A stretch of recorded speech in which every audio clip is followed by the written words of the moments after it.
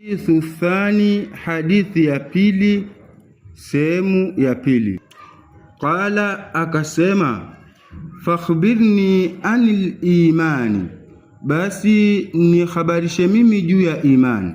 Qala, mtume akasema, antu'mina billahi, ni kumwamini Mwenyezi Mungu, wa malaikatihi, na malaika wake, wa kutubihi, na vitabu vyake, wa rusulihi, na mitume wake, wal yaumil akhir, na siku ya mwisho, wa tu'mina bil qadari, na kuamini qadari ya Allah, khairihi wa sharrihi, khairi yake na shari yake. Qala, yule mtu akasema, sadakta, umesema kweli. Qala, kisha akasema, fakhbirni anil ihsani, basi ni khabarishe juu ya ihsani, yani wema.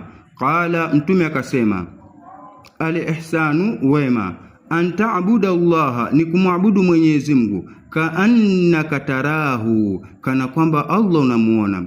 Fa in lam takun tarahu, basi ikiwa umuoni, kama wewe umuoni, fa innahu yaraka, basi yeye Allah ayuakuona. Qala, akasema, fakhbirni anil saa, basi ni khabarishe juu ya kiyama.